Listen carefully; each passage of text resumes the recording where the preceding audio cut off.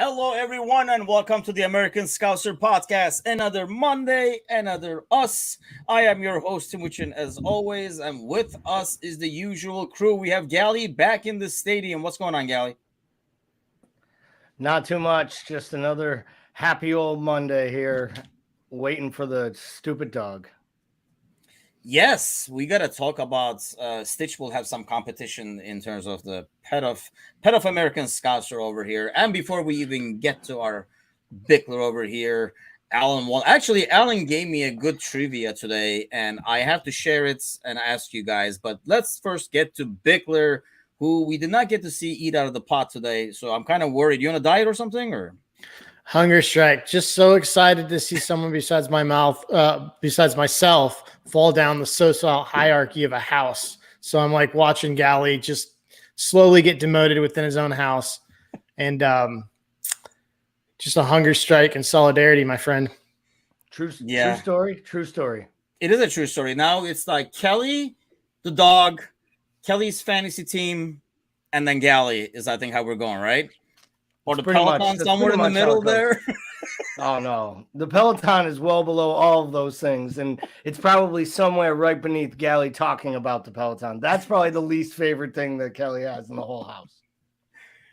So let me ask you guys this trivia. I did not even have a trivia ready to go, but Alan suddenly quizzes me out of nowhere sometimes on Facebook. So he sends me this question, and I made one guess, literally just guessed through the dart, and apparently I got it dead right, and that happens very rare. So I was like, hey, what the hell, I gotta make this a trivia question. Bickler is all right. Way to open it up with a humble brag, mister. Okay. Hey, it happens once in a blue moon, so I gotta make the most of it. So players named Jones that have played for Liverpool in history. How many players with the name Jones has played a game for Liverpool? Bickler, shoot away. 4. That is a horrible guess. Okay, but yeah, A for effort. I'm sorry. I don't want to be negative. That was a great guess, Paul. Gally, what do you have? Well, clearly not 4.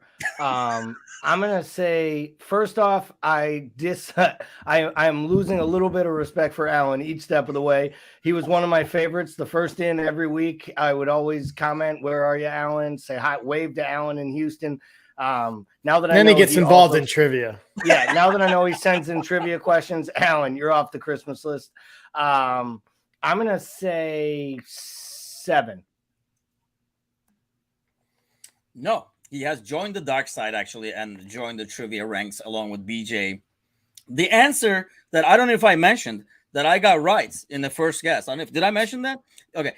So I got it right with the first guess. The answer was 14. Would you know it? Oh, you got that right with the first guess, huh? That's impressive. I did. Did I mention that? Yes, I got that right in the first guess. So I made it the trivia question because I wasn't even gonna have trivia for them, but yeah, and Alan says that question did not come from my 4 quiz books. So there is more where this came from, people. So get ready for the trivia season. Actually, speaking of getting ready, we have a lot of stuff and content coming along the way. The best way to get ready right now is what, Gally? To go to our YouTube page, like, and subscribe. I felt like a physics teacher. Just like bust. It's like, oh wait, what's me? Yes, go to YouTube. Yes, go to YouTube. Paper to read. I was gonna say, did I miss the prompt, the production meeting, or the teleprompter? The answer is no to all 3 of those things. That's what a good friend does to another friend on a podcast. There are no friends in this podcast. Yeah, Timuchin's being a real jerk. We're only like 5 minutes in.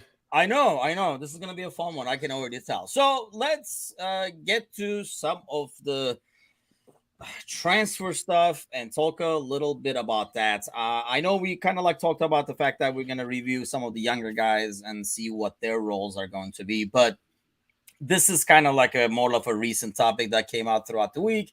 probably from like Mo's camp, and I know it really gets Galley going in terms of wage demands that they had, and what Liverpool, and these are all allegedly, supposedly offered and stuff like that. What do you make of that whole 350, 450 conversation in terms of salary, first of all? Well, yeah, it does make my blood boil a little bit. And the biggest reason that it makes me frustrated is these are the types of paper leaks that are only released by a player's side. It only helps the conversation if the public knows that Liverpool set a price and Mo has declared that he's not going to take it. I didn't love him outwardly saying I'll absolutely play out my contract and leave on a free if I have to next year. I thought that was like a threat earlier in the summer. I really didn't like that after the Champions League final. I haven't really liked the way Mo's handled this since basically AFCON. I think up until then, it was a straight negotiation. But with 18 months left, you either make concessions and you start to make reasonable demands that start conversations. And I understand all the stuff about open market and fair price, but at some point, enough is enough. And it's unfortunate. It looks like if he leaves, it will probably be at no fee. And that's really unfortunate, even though we've gotten an amazing amount out of the investment we made in Mo Salah. Yeah, because that seems to be like, if we can't agree, I mean, he flat out said he's going to be here. He wants to be here next year and stuff. So unless we make a move to sell him in January or whatever, I don't see us doing anything over the summer, especially with losing Mane and everything like that. But how about you, Bickler? First off, I guess let's start with this. Would you even consider paying him $450 based on his, contribution and what he means to the team? Absolutely not. And I know that he's built differently than a lot of players, and I think that he probably will have a lot more productivity into his 30s than you would typically see from a front three player whose game is predicated on pace. I think you probably will get more productivity out of him. But the bottom line is, like, I don't know. I don't necessarily believe that he's looking for 450. To me, that's really hard to reconcile when you look at a couple of things. Like, he said like halfway through this last season that he wasn't asking for anything crazy. To me, that's fucking crazy when you look at what this club has historically done with wages. And B, like, on that same note, if he's going to ask for 450, he has to know, like, the way that you negotiate is you at least put yourself in the ballpark. If he's asking for 450, he's firmly got himself on the other side of the fence to start the negotiation, which is not what you want to do in this situation, because this club has made it very clear that everything is going to be within the framework and the structure of the club. And the structure of the club tops out around in the threes, depending on who you're at and what you're doing. And, like, there's just no way that this club is ever going to bend in that way, and they shouldn't. We're going to get a 22-year-old on a 6-year deal who's going to be a fraction of that cost, and it'll be just as good in 3 years because we don't miss on transfers. How about you, Gally? I mean, we got to figure I'm assuming you're going to find 450 up there too. Do you do 400? Let me do Mo's agent with you. Like, what are you paying Mo? Do you want to give him 400 or do you want to cap it up at 350? What do you want to do? I mean, are we talking a 2-year deal at 375? Maybe that's 2-3 year deal. You can't go much longer, and that's the issue. Mo does want, he can say all he wants, I would consider a 2-year deal. That he wants a 3 to 5 year contract at 300 or at 400 to 500,000 pounds a week. I mean, he basically wants a 75 to 90 million dollar investment, and I don't think you can do that at his age, regardless of his build and shape. So for me, it's got to be highly bonus and incentive laden with a lot of things and metrics he can hit. But I think it's in the 375 to maybe 400 absolute tops. And the only way that is it's real short money. It's literally a 2-year extension to the 1 year he has left at 400,000 a week. And maybe then the bonuses aren't as big, because you can't have both. Like, that's the other thing. You negotiate by give and take. And I haven't seen anything that Mo's given outside of the goals and assists, which is what you pay for. But there's nothing in this negotiation that feels like it's two-sided. And I don't think FSG does business this way. In fact, we've seen and know they don't do business this way. Yeah, I think like most people don't understand that it's not just not looking at Mo. I think that's like the biggest misconception out there. Like people think, well, look at all the goals and stuff like that and pay him, not considering that has to reflect on everybody else on the roster. So all these people that are probably getting 200, next thing they know, they're going to be bumping it up. So going back to what Gally was talking about, and by the way, Michael Martin says, I don't think he's a mercenary. I think it's just poor negotiation skills. And I agree. I mean, I don't know, because of his agents, or ultimately it's more like an ego thing where, similar to Mane, it's not just about the money. It's about, being paid at, almost like getting the respect via money or something like that. But Bickler, how much of a factor is the age with you? Because Gally talked about it. His age, like if he was 26, would you be like, give him the 400? Or because he has been durable. But then again, I think if he was like, I just think that changes the entire conversation. If you're talking about a 26-year-old, you're talking about a player in his prime with 2 contract windows left versus somebody basically playing for their last big contract. I think it changes the conversation entirely. I don't know if I go as high as 400 because you're talking about, let's look at Trent. Let's look at Robbo. Let's look at Fabinho. Let's look at Ali. All those players are considered some of the best in the world at their position, and they're all going to make the argument they should be paid like they're the best in the world. Do you know what I mean?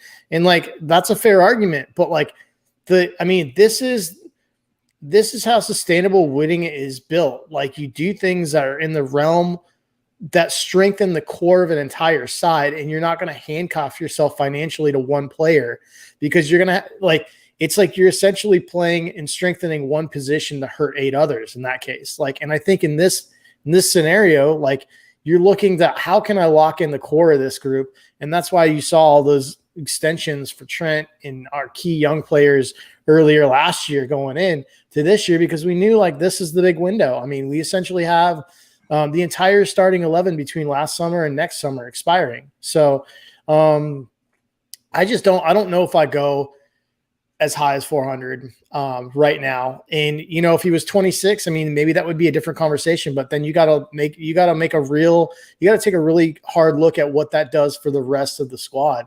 And I know no one wants to talk about wage structure, but it's a real thing. It just also, when it comes to the age,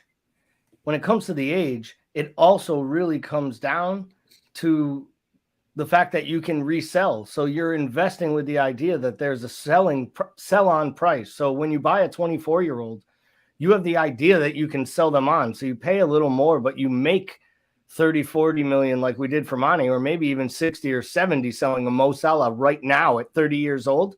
You'd get 50 million for him. And if he had another year left on his contract, we would have got 2. So I think that doesn't get talked about enough when wage structure isn't the sexy conversation, but it's not just buying young, cheap players to sell high. It's buying players that have any value at the end to make the selling process, the sustainable business model that Paul was referring to. So I just don't think that gets talked about enough either. Sorry. Yeah, and honestly, all this makes me respect what Mane did even more. It's a bummer that we lost him, and he was one of my favorites, but he made himself clear. And maybe like Bickler said, he kind of by his demands, knowing he's not gonna get it, he kind of set it up to be able to get that transfer. But there wasn't a lot of this drama. I know we made a huge deal of him, talking right before the final and stuff like that, but most thing has been dragging on for months and months and months, and it's almost like he can't get enough of talking about it to media. And I know he's constantly being asked, but holy cow, do it bits behind the scenes. I think it almost makes it, hey, if this thing gets done and he signs for 2 years, 3 years, whatever, no one will ever talk about, this whole drama behind the contract. But I don't know. To me, especially at least personally, makes me respect Mane more in terms of how he went about his business. So looking in your crystal ball, Bickler, how do you see this unfolding? I think he's going to play out his contract and leave at the end of next year. You okay with that? Yeah, I am. I would like him to resign. In a perfect world, I would love to resign Mo, but I think my mind says that he cares more about this final contract than he does about staying at Liverpool, and that kind of breaks my heart. But I also just am choosing to look at it as he came in and he accomplished anything any footballer could want to accomplish outside of maybe the Ballon d'Or, which he maybe doesn't think he's ever going to win. And I think the sad thing for me is that for Mo, I think it's going to hurt his legacy because I think he could stay and finish out Liverpool at the top of his game and still get a short move at the end of his career. But I think that he's going to take money and go to there's only 5 clubs that could even enter this discussion in terms of who could possibly pay him in that wage range. And I think he's going to go there. And I don't think any of those teams really play a style that suits him. I mean, I think that he is a combination of incredible elite talent, but in a system that really plays to a lot of his strengths. And I don't think he's going to get that same set of circumstances, whether it's tactical or just system in general around him. And that's a good conversation obviously he's a great player. And he has certain skills that, very rare players possess. And I've seen in terms of watching him, he does some things that, and trust me, I've seen a lot of it over these goddamn years. So, not a lot of players can do. But how much of that is a product of the system, do you think, Gally, in terms of what he brings? I think the system has been built around his strengths the same way the system's been built around Trent's strengths. I think the fact that they play as well as they do together has helped Mo. The fact that Bobby is the type of center forward and that Jurgen has continuously through most prolific times, Bobby was in the center of the pitch and in the center of a lot of all the good things happening for Mo, both with space and with, actual assists and by creating play. And I think that has aided him to have the prolific numbers that he has. If you're asking me if I believe Mo Salah becomes Mo Salah staying at Roma, the answer is no. It wouldn't have happened. He was put on a pitch with better players. And this time around, unlike the time at Chelsea, he was able to both grab a hold of a role and flourish in it. And I think he has a manager and a setup that helps that. I also believe he's been the best player on the pitch most of the time he's been here. But unfortunately, this is too close to the end of a contract for him to re-sign. And it's going to be unfortunate when he leaves, but I don't believe he'll be playing here after the end of next season. So you're saying he's going on a free as well? Yep. And the same question to, are you okay with that? I'm not okay with it from a business standpoint. We're this deep into it. We can't get rid of him in the same summer that we get rid of Mane, even though we bought Nunez, even if we spent wisely. I don't think there's a fee out there that's worth it when you take back the player that you'll take in the loss. So I think you just take a loss on the financial side of it. You hope you win some more trophies. And then, you move on in the summer and you prepare your recruitment now. So how about this question? Do you think, Bickler, that the addition of Nunez or the new outlook does it play any parts in Mo's decision at all, or is it just basically about the money and the contracts? He figures everything else will be worked out by himself. I don't think the incoming players have anything to do with it. I don't think they're really related. I think that this was always going to be the scenario. I think they were probably looking for some depth across the board. In terms of I think that Nunez's addition has more to do with the fact that Bobby's got limited legs on him at this point. And I think that, you saw with Jota, he's not always available in that central spot. And if Bobby's hurt, I think they wanted to look at the future. And so but I think maybe I didn't phrase it right. Do you think, in terms of Mo, the way Mo looks at it, do you think it makes a difference? Does Mo say, you know what, let me play out the contract, go somewhere else next year, get the big contract? Because, compared to having somebody like Bobby, who's always going to put other players ahead of himself instead of getting the goals and stuff like that, you just took a goal scorer to the middle now. Do you think that has any bearing for Mo? Does he look at that at all? No, I don't think so. I mean, Nunes is going to take a while to bed in general anyway. And I mean, maybe I still think there's going to be a formation change, but I think that Mo is the type of person that thinks that he can play and be a star anywhere, in any position, in any formation. And I think that he truly believes that he's a superstar regardless of what you put around him. And yeah, I mean, I hope it does get resolved and we do sign him, meet somewhere in the middle. And I know, going back to the wage structure, something somehow like being worked. I thought that's why 350 number that was thrown out there was more than fair. And you can still put like the bonuses and stuff like that, like Gally was talking about earlier. And I mean, I think I'm okay with him leaving on a free, because I kind of have faith in Mo and his ambition and commitments, where he's not going to play it like it's his last season. He wants to win things. He's very committed to getting certain numbers and thresholds and stuff like that. But let's hope it gets worked out freaking soon, because I'll be honest, I'm just kind of gets tired of reading the same different take people put on like Facebook groups and stuff like that over and over again. It's ultimately the same take, and it's kind of like a lack of understanding of how like the wages and stuff work as well. But so let me ask you guys this, in time to bring Michael Martin, I guess, because he was like, let me know when we get to the Pulisic talk, which is my freaking favorite conversation, Gally. Hopefully just freaking rumors. Please tell me this is just rumors of Pulisic coming over. Help me sleep at nights, because I am really not keen on it. So I don't believe that they should do this. I don't believe they will do this. Depending on the price, do I think they would consider doing it? I do. They definitely have marketing ties inside their football minds as well. They know what having a player like Pulisic, if he was healthy and playing well for the club, would mean. But he'd be the 5th or 6th. I mean, if you're telling me that Christian Pulisic comes in and plays the Taki Origi role, and it's 25, 30 million, which is about what his rate would be, maybe even less, I could see why they would be interested in it, because when he plays, his numbers are actually very good. And he actually played a lot more matches in the last 2 years than it comes across when you actually look at all Chelsea's matches. But I think this is a non-starter, because I think this is the type of paper talk that happens when people don't have anything to write and talk about, because Jurgen Klopp has made it clear that he was a huge fan of Pulisic when he was a kid and tried to sign him once at Liverpool. He's made that clear, so people just put 2 and 2 together and figure he'd want him again.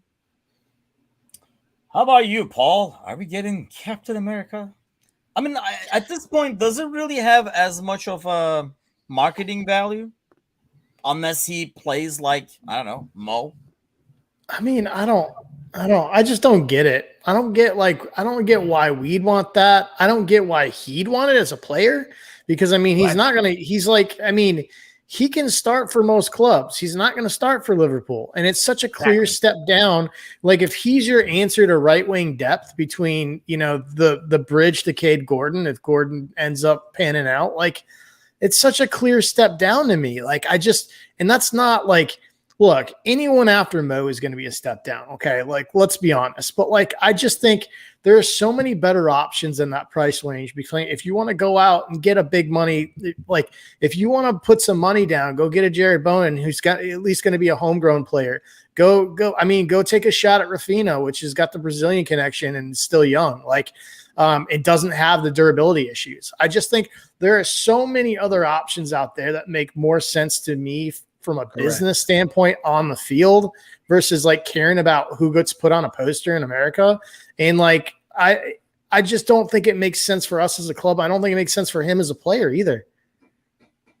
I think that's not the biggest part. I don't see why he would find it attractive. I mean, the only, I guess, case that can be made is the fact that if he's going to play on the right-hand side with Mo's contract situation, thinking a year after that, he could be Mo kind of thing. Or the fact that he really, really wants to go back to work with Klopp. But I don't know. I mean, I hope to God, like I say, his injury track record is not the best. So why put your eggs in that basket? I guess it goes back to the value, like Gally was saying, in terms of how much it would be. If it's 20 million, you're going to roll the dice. But I highly doubt that's what, they will be looking for that. if Chelsea's offered Manchester City 35 million for Sterling with a year or two left on his contract, they can't very well be asking much. You can't go saying I want 45 for Christian Pulisic after you just bid 35 million on Sterling. And I'm not saying Sterling is the greatest, player in the world, but he is above Jared Bowen and Pulisic, both in things accomplished and play on the pitch. And you see it when he plays actually with like Harry Kane in England and actually plays with better players. When Sterling is given a role in a big spot, if you told me I had to take a flyer on someone, I'd tell you to hold your nose and offer 40 million for Sterling and see if you couldn't steal him, because he'd make more sense bringing in, honestly, than Pulisic would for me. And I would still vomit in a bag probably, just like you would if we signed Captain America. I sure would. Let's talk about bringing people back, Bickler. Genie calls and says, "Take me back." That's a no for me, dog. Look, dude, like, I feel like we did this for 4 fucking years with Philip Coutinho. Can we just let players move on? Hey, it's the new thing, man. Now we're talking Genie. You know what's funny is like I did this thing where I pulled like our transfers out since Jurgen Klopp came on board. Not a single fucking player on that entire list since Klopp came on that has gone on and done better outside of Liverpool. There's not a single player on that list where I was like, oh, I think you could probably make the case for somebody like Suso or Alberto before Klopp was here. Yeah. And they had good careers in Italy, both of them. But like, there's not a single player on that list that we've let go and has gone out and just killed it. Now, Genie, like, look, I mean, I think it's because it's so fresh in our memory. He's only got a year on him. He didn't play a whole lot this year. The French media had a field day with him. He's had a rough go, and he had an integral part in our team. But, like, I mean, I just think – I don't know, man. I think that Klopp is very much a guy who closes a chapter and opens a new one. I don't think he revisits things. I don't think he's big on sequels. And I just think that he'd much rather go get a younger player that he can work on versus somebody he's already had.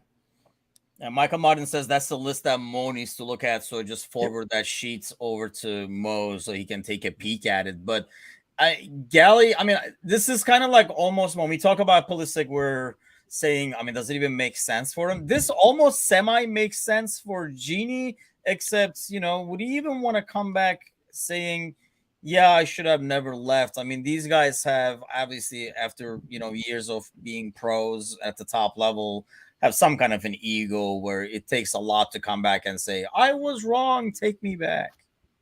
Yeah, so one no for me. It's a hard no, pass, left, whatever you want to say. And here's the thing. I'll probably say this, and like usual, I'll make a grand proclamation that I tried to look up and verify today, and it'll probably get debunked and proven wrong next week. I'm pretty sure Klopp has never had a player that he let go come back and play for him at the exact same club. So, and that's what this situation would be. It would be after only 1 year. And I'm with both you guys on that. I don't think it's happening. As far as Genie, of course Genie would want to come back. I mean, his options are like literally going back to Newcastle because they can afford the wages or willing to pay a loan fee, and Arsenal, which is just trying to stockpile as many different players as they can, which then they'll just get maniacally angry when Arteta just plays a bunch of his youngsters, which are all better than all the aging veterans they're basically stockpiling on their bench.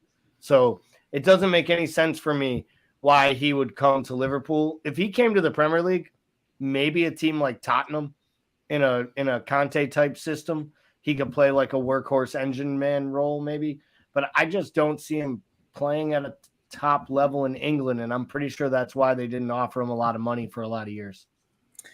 I think he would have the ability. I just don't think it's not the most attractive position to him either. So that I want to get to the young guys now, talk a little bit about that. But we've been talking for the last maybe like month or so with the signings that are happening with Nunez interest and now official Nunez transfer, like talking about a formation of 4-2-3-1. And we know Genie is not really big on that defensive role anyway. And if anything, that's where we would need more depth, not the parts that's like more like the attacking mid that Genie normally likes playing. So let's get to that. Alan Walnut says keep Genie in the bottle, and I think we kind of all agree with that. Not that I would mind it as depth, but I don't know if it adds anything or if it would be something that would make me excited is probably not the right word, but more about like happy or optimistic that like we really added value or something good to the team.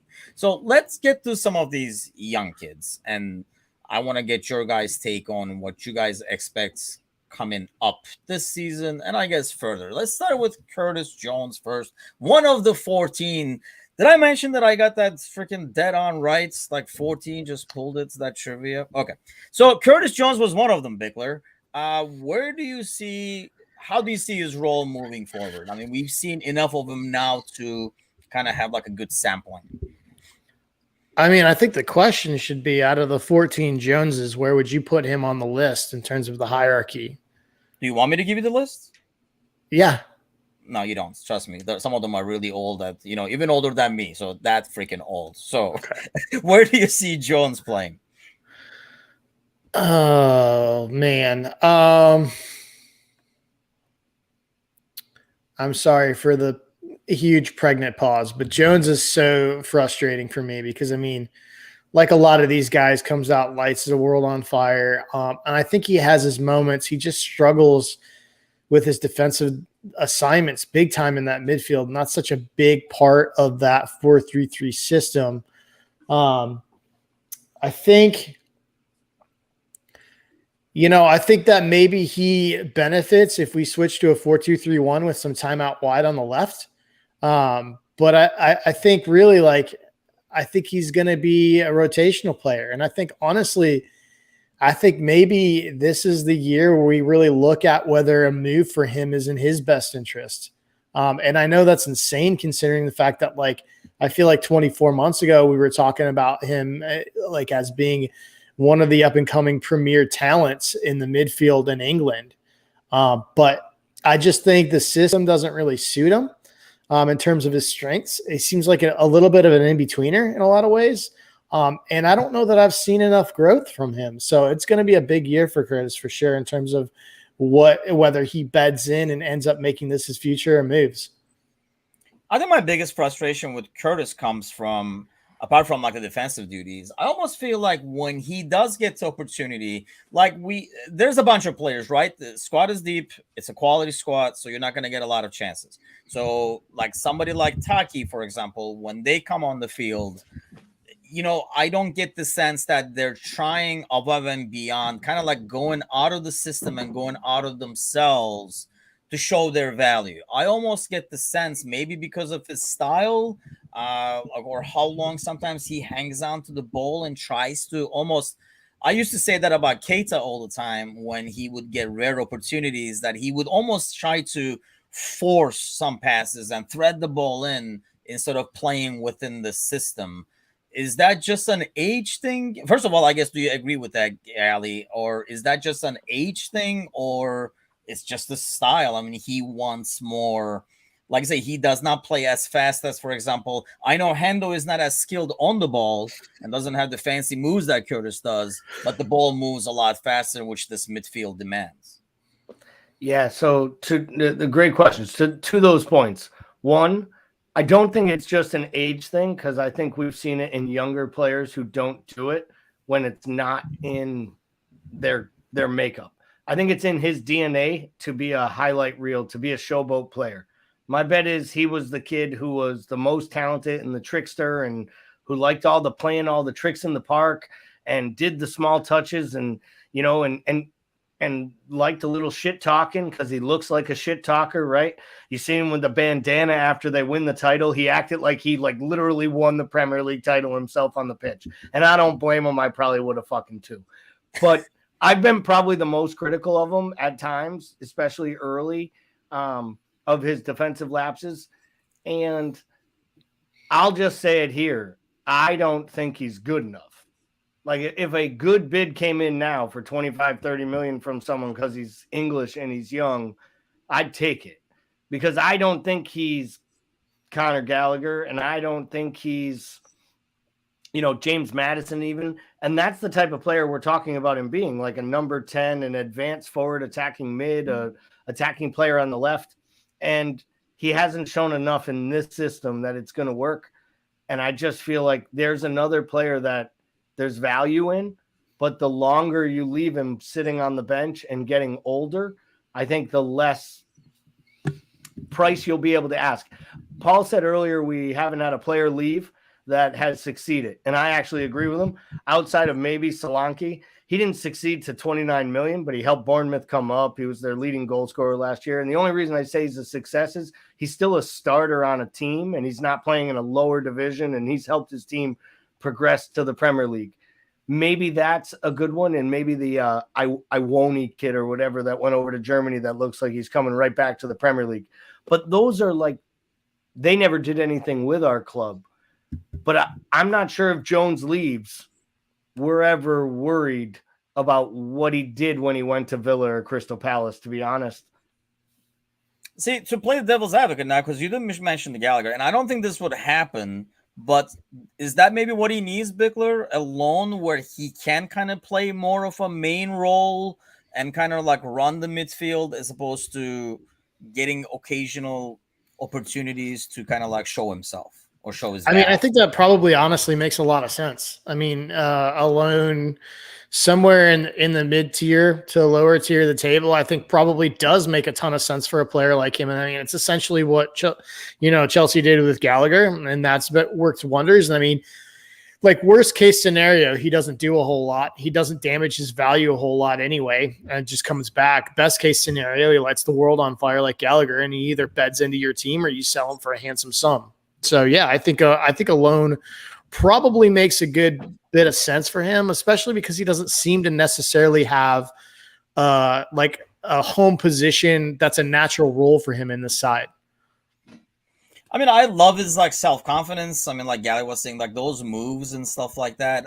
It does not look. One thing I like about it when I watch him is some players do that stuff, and you can kind of tell they are trying to do that stuff. With Curtis, I get the sense that it's part of his game, like similar to Bobby. Like they're not thinking of. We've all played against guys who are going out of their way to make a move, and it's not their natural flow of movement. Whereas with Curtis, I get that sense that it is his natural flow, and that's how he plays. That's his thing. He's like got a little street ball in him for sure, right? Like he kind of looks like a Brazilian player. That's not Brazilian. Like if it was Brazilian, I don't think that stuff would pop as much, because we'd be like, well, he's Brazilian.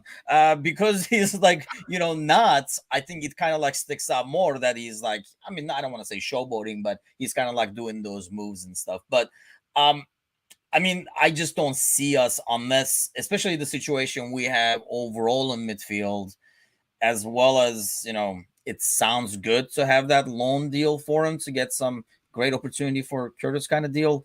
I just don't see it happening either. So hopefully either he gets some chances this season and proves us wrong and just like grabs it. Sometimes it's just a matter of opportunity. I really think the kid has a lot of skill. If he stops trying to kind of like duplicate that goal against Everton 2 times a game, I think we're going to be in good shape. Like if he plays within himself, I think that's what we need. So let's go to somebody else who started kind of a different scenario, where I don't think any of us saw this coming beginning of the season in terms of like, how he would start and how big of a role he would play. His situation is not drop of form, obviously the injury. So Gally, let's start with you on this one. How do you see like Harvey's role moving forward? I wish we could have saw what would have happened had the Leeds injury not occurred. Because, the 2 big starts early, the key performances, the way the manager was talking about him in the midfield, it looked like it was his job to lose, which is pretty amazing. And it would have been great to see his maturity. Now, he came back and he was semi-healthy and he contributed for a little bit, had even that big start in the Champions League. But then, just fell off the map. So did he fall off the map because they noticed things in training and they thought maybe he's not 100% healthy? Or were they worried about his energy levels? Was it fitness, or did he just fall out of form? So I think this is a big year for Harvey. He too has to find a role, and his actual spot in the side is, would he be your number 10? Is he playing as a backup on the right in a 4-2-3-1? He's not one of the two deep lying players. So, he's one of those top four. So where does he fit in? I think this is a really, really, really big time for Harvey Elliott. And I'm hopeful that at the beginning of the year, he'll play a lot, because I think he'll be a sub in the 4-3-3, to be honest, before we transition to the new formation. How about you, Paul? Like, do you see him more in that midfield role where he was? But if we do end up changing the formation, is he like Mo's backup for now? Yes and yes. I think he plays in the mids. I think he is Mo's backup in a 4-2-3-1. I don't think he plays up top in a 4-3-3. I think he's got more time than Curtis Jones on his side, and I think he's got a hell of a lot more promise and a better header on his shoulders. Probably not fair to say, because I don't know Curtis personally, but I just get that impression. And I think Harvey's an interesting player, because I think he's a player that probably has a lot to show centrally that we haven't seen, just based on where he's played traditionally through the academy setups, all the way in through his championship experience. And I think it's very interesting, because I think he's got a lot of what Carvalho has, but I think he's a better passer than Carvalho. And I think it's going to be really interesting to see how that plays out.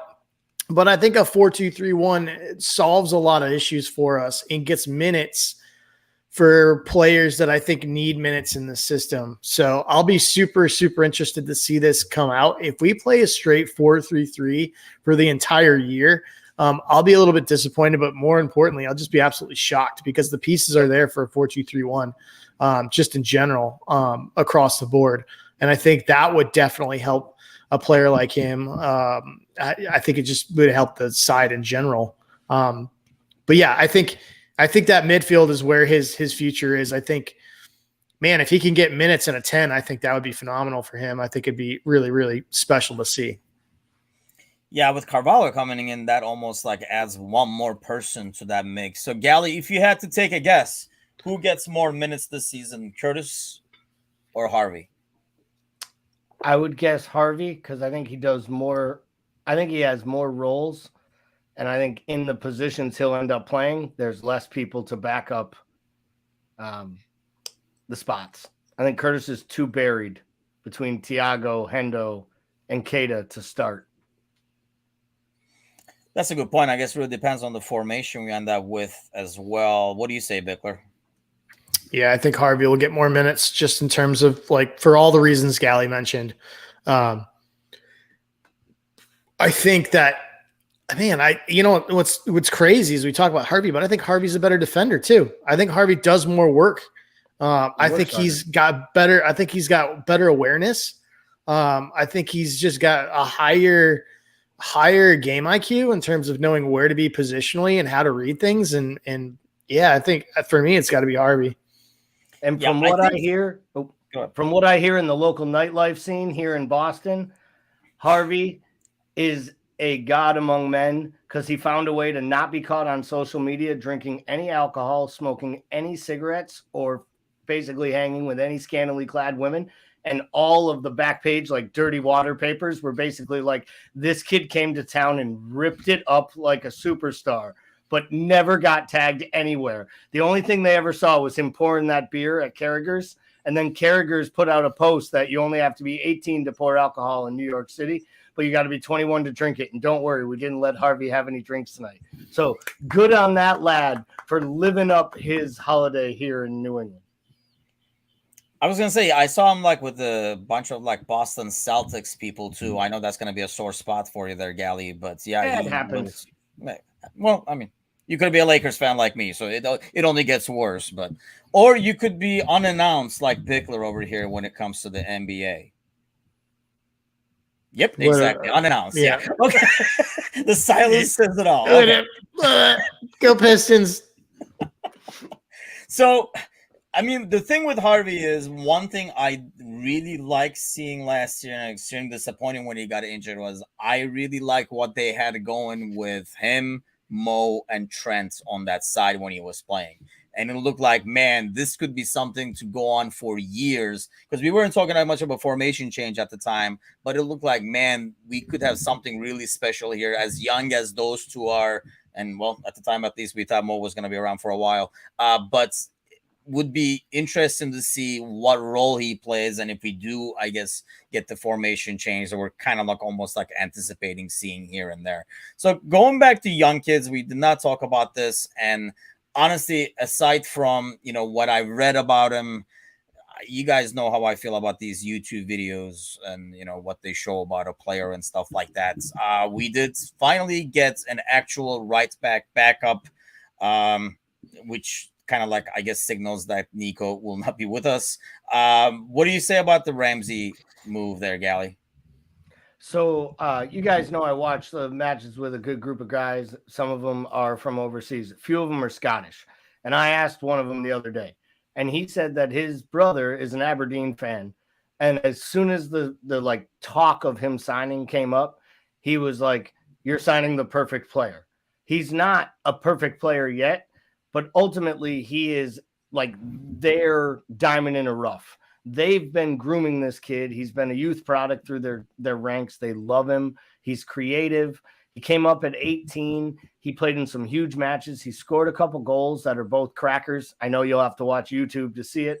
But it's a real, I mean, the kid's supposed to be all the skills.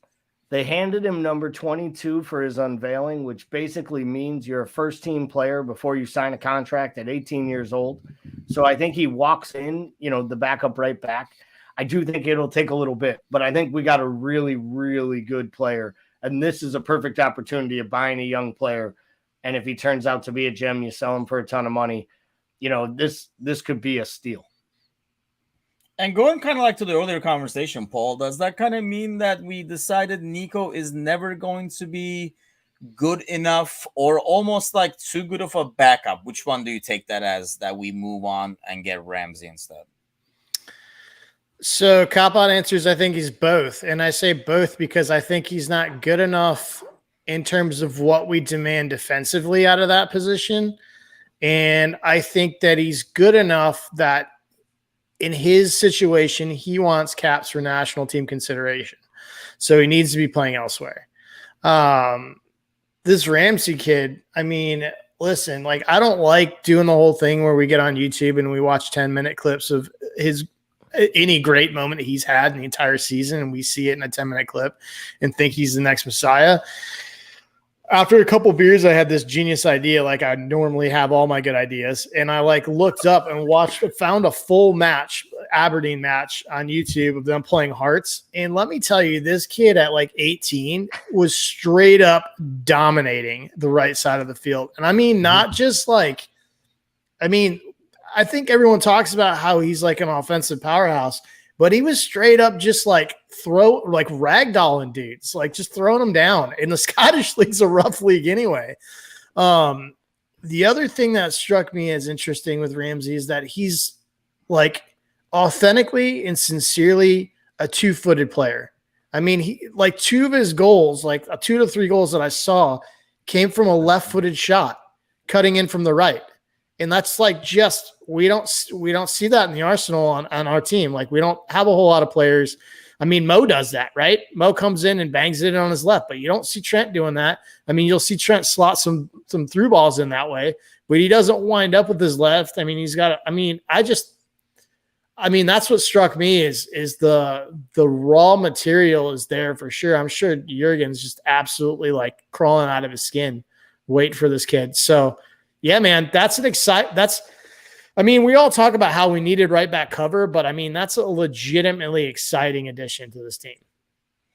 I'm not even going to get into the conversation of, because obviously the natural flow of the conversation is going to go to, does this mean eventually Trent will go to mid and stuff? We'll leave that conversation for another day.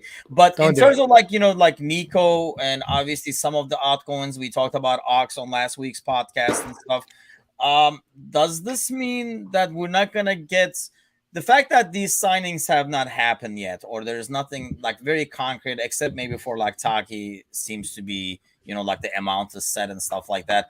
Does that mean we're not gonna get what we're looking for, and might end up keeping a guy like, for example, Ox or somebody like that, Galley, or is it just a matter of big names going first and then these guys come next? I think honestly, a player like Ox goes if Ox wants to go. This is that thing about Jurgen, right? He doesn't force players who have contracts out of the club, which is probably why we're losing more players on a free than other clubs are, even though it's becoming a trend all over Europe that players are just running down their contract, taking max money. So I think that Nat will get sold. I believe Nico will get sold. And I think Taki will be sold. From there, I think it will take a decent offer and a good opportunity, to steal the phrase, for Ox to leave. No, but I think Ox wants that opportunity. It's not about us. We'd sell him to fucking Southampton and be like, go back where you started. Figure this shit out again. Go to Arsenal, go to Tottenham, go to West Ham, go wherever else in London will take you. We don't give a shit. Go party somewhere else. I mean, he's on 200 grand a week. He doesn't play, and he has 1 year left on his deal. So, he's going to walk on a free. So I'd feel like you'd want to recoup some funds, but I think it's hard to move a guy like Ox because he has this idea that if he gets a chance, he'll succeed because he has. So it's, good on him for trying. I hope he moves on. And now he's taking because he's getting married. He was posting it on Instagram, like I think it was yesterday. The day before. She makes more money than him. So maybe then he can give some of his wages to a Milner and like sign a different contract. I mean, does that make it even harder to sell him than Paul because he's on those wages and he might not be as keen to go himself? Obviously, any club that is interested in him knows all these two, or now they're gonna watch this and find out if they didn't know. I don't think it makes him hard. I don't think the wages that he's on now makes it harder for him to move because like Gally said, it's going to be his decision on whether he moves or not anyway, right? So like if he wants to move, he's a smart enough lad. He'll figure out that he needs to come down to like 125, 150. Shit, Coutinho just came down from 365 to 125. Wait, no. Should we bring back Coutinho? Coutinho is making over 400 and went down to 125. Yeah. So I mean, which is just like mind-boggling, but it says everything you need to know about like when you're at that point in the career and you need to make a move in your best interest and you are invested in bettering your career in a way where you want to play, you make concessions. And so I think either way, if Ox gets to that point where he cares about playing and wants to be in the mix, he's going to make that concession regardless of where he's at now. So, I mean, I'm with Gally on this one. I like Ox. I think he's a great character, but I want to see him. He needs to be somewhere where he can play. And it's just like, we don't have he's too far down the depth chart. There's not a natural role he fits into it tactically into the side. I mean, it's time for a change for both parties. And I kind of hope for his sake that he makes that move and is just not sitting on the sideline this year watching. I made every single recommendation for him in London basically to go to, except for the one he should go to. He should go to Crystal Palace, play under Vieira, an Arsenal-like player who likes a little bit of flair and lets midfielders drive and do pace. And he can help fill in because, Gallagher's not going to be there and they're going to need a player. And if Crystal Palace doesn't want to pay 10, 15 million for Ox and then drop him on like 140 a week or 125, then they're morons because he'd help that side. He'd help that side up the table a lot more than he'll help himself sitting in the 5th, 6th, 7th row behind the rest of the players who are given one of these every single time that they have a match. Yep. No longer great opportunities for Ox, I'm afraid. So time to be wrong, Gally. Do you expect anything happening over the next week? Incoming or outgoing? I'm going to say outgoing, and I'm going to say Nico is sold. And I'll even throw it in there. Nico is sold to Southampton, making Fulham hopefully spend more money on buying Phillips. Damn, man. He not only like guessed, he just like gave like throw out like budgets and stuff. What do you have there, Bickler? Time to be wrong. Yeah, so there's 5 teams in the mix for Nico right now. So I think he's definitely gone. I do not understand what Bournemouth is waiting on. Like, they should be buying Nat Phillips. They have serious quality and serious depth issues outside of their attack. Like the Nat Phillips thing is like, I don't know what they're doing. But anyway, I think Nat will go too. I don't know if it's going to be by the time we talk next week or not. And I don't think we're done in this window. I think we're buying at least one more player. And I think it will be a sizable fee. I think it'll be a big player coming in. Damn. Okay. Well, it sounds good to me. Sounds like a game plan. So next week, we will look at a couple other players, kind of like see what we see in the future for them. Meanwhile, Paul, what should people be doing? You should be liking and subscribing. There we go. We got to get this thing down. We might have to get Paul a couple of beers first, but either way, it's going to happen. Yep. Definitely give us a like and share, and definitely go to the YouTube channel and subscribe to us over there. We're counting down like 2-3 weeks left over here before we launch the full spiel, and you get even more of Bickler, Galley, and Timuchin. Just what you guys wanted, probably. Well, everybody, thanks again for listening, joining in, and chiming in. See you guys same time next week. Take care.